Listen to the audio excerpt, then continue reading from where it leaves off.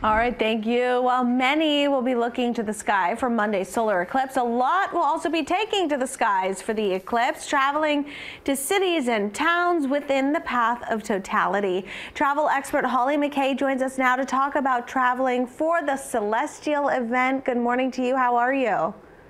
Good morning. I'm well. Well, April 8th, solar eclipse. It's going to be an absolutely breathtaking event.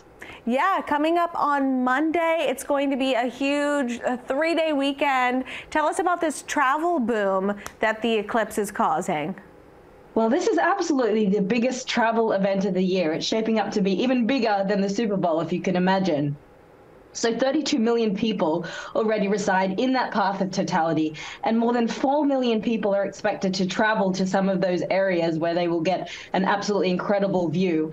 And so that is going to just translate into an incredible boost for the economy, both in major cities and in much smaller areas surrounding it. So we're looking at people taking even more than the 3-day weekend, because people are going to want to stay longer than Monday to avoid some of those crowds coming back. You've got restaurants that are going to be full. You've got hotels that are going to be just absolutely brimming. Airlines are doing special parties. National parks are going to be open for special viewing parties, hotel rooftops. So it's really going to create quite a stimulus for the economy.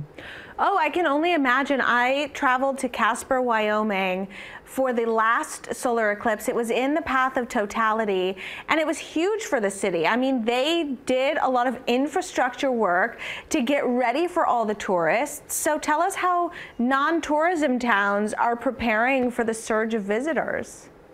Absolutely. So you've got, and in addition to all the hotels, there's also camping areas, RV areas that are also going to be coming up. There's a lot of food trucks, a lot of extra talent and entertainment coming in as well. So it's just going to be a buzz in so many ways. And I think that for people that want to go, it's not too late. Check out the HotelPlanner website and also look at alternative places that you can go and stay, because it really is one of those once-in-a-lifetime events. We're not going to see this again until 2044. So now really is the time. And compared to the last solar eclipse, which was 2017, this is going to be lasting for double the amount of time. So you can imagine that this really is once in a lifetime. No, it really is, especially like you said, the next time it's in the U.S. is 2044, but the next time it's coast to coast for North America will be 2045, August of 2045. So over 20 years until we get like a widespread one like this again.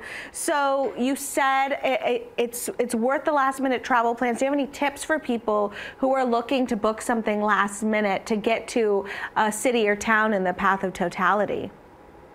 Yes, get online, do your research, check out wherever you can. As I said, HotelPlanner, we still have many wonderful hotels in many of the areas.